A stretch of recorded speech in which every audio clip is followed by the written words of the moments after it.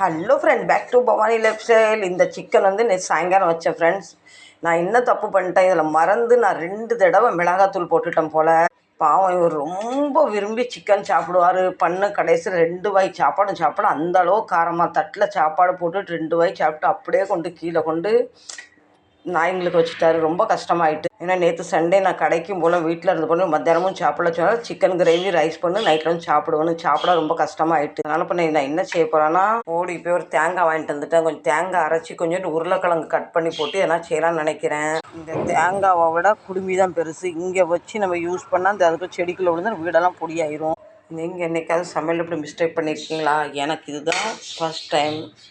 இவர் வேறு எதுவுமே விரும்ப மாட்டார், சிக்கன் மட்டும் தான் விரும்பி சாப்பிடுவார். பிடிச்ச சாப்பாடு இப்படி ஆகிட்டு நினைக்கவும் நைட்டில் தான் சாப்பிடாதான் படுத்தது, கோவத்தில் படுத்துட்டார். அது ரொம்ப கஷ்டமாயிட்டு கொஞ்சம் மூடி வச்சிடும். ஃப்ரெண்ட்ஸ் பாருங்கள், இப்படி நமக்கு தேங்காய் குடும்பி எடுத்தோன்னா உள்ள பூ வந்திருக்கு. இப்படி பூ வந்த தேங்காய் வந்து நம்ம கிடைக்க ரொம்ப நல்லா லக்கின்னு சொல்லுவாங்க.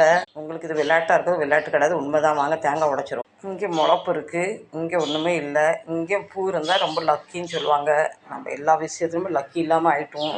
நான் அந்த சிக்கன் எதுவும் சாப்பிடாத வேஸ்ட் பண்ணாமல் சமையல் பண்ணுறதுனால தான் பிரச்சனை. இவர் எப்போவும் வீட்டு சாப்பாடை குறை சொல்லாமல் சாப்பிட்டது கிடையாது. நேற்று என்னை திட்டவும் இல்லை, சண்டையும் போடலை. விட்டார், இனிமேல் தயவு செஞ்சு வீட்டில் சிக்கன் பண்ணாதுன்னு சொல்லிட்டாரு. என்னை திட்டிருந்தால் கூட மனசாரி இருக்கும், கோவம் படலை. அது கொஞ்சம் எனக்கு மனசு ரொம்ப வருத்தமாயிட்டு. நான் நினைக்கிறேன், நான் போட்ட உரப்புக்கு இது 10மா 10ஆன்னு தெரியல, அந்த அளவு உரப்பு இருந்துன்னு சொன்னார். பார்க்கலாம் இது இப்போ என்ன ஆகுதுன்னு. இவர் சாப்பாடு விஷயத்தில் ரொம்ப கரார் பிடிச்ச மனுஷன். கொஞ்சம் சாப்பிட்டாலும் நல்லா டேஸ்ட்டாக சாப்பிடணும் ஆசைப்படுவார்.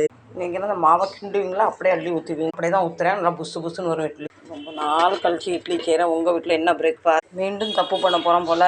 மாவு ரொம்ப கொஞ்சம் தண்ணியாக இருந்து தோசைக்கு அரைச்ச இட்லி ஊற்றிருக்கேன். இட்லி வரதா பார்க்கலாம்.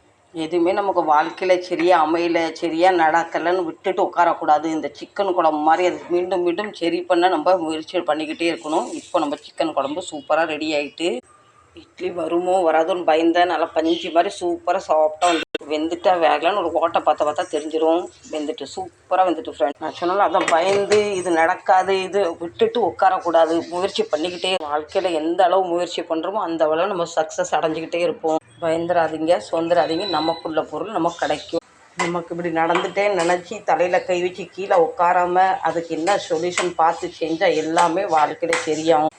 2 பேருக்கு பிரச்சனை வருதுன்னா அந்த 2 பேரை தான் பேசி தீர்க்கணும். அதை 3வது மனுஷன் வரும்போது தான் அந்த பூகம்பம் மாதிரி வெடிக்கும். அந்த 3வது மனுஷன்ட்ட நம்ம தான் சொல்லியிருப்போம், அவங்க பேரும் கேட்டு குடும்பத்துக்குள்ளே பிரச்சனை ஆகி இந்த 2 பேரும் சண்டை போட்டவங்க சேர்ந்துப்பாங்க. 3வது மனுஷன் பேர் தான் கெட்டு போயிடும் வீணா. நான் இந்த சிக்கன் குழம்பு எப்படி திருத்தி சரி பண்ணணும், அது மாதிரி வாழ்க்கையில் நிறைய திருத்த வேண்டியது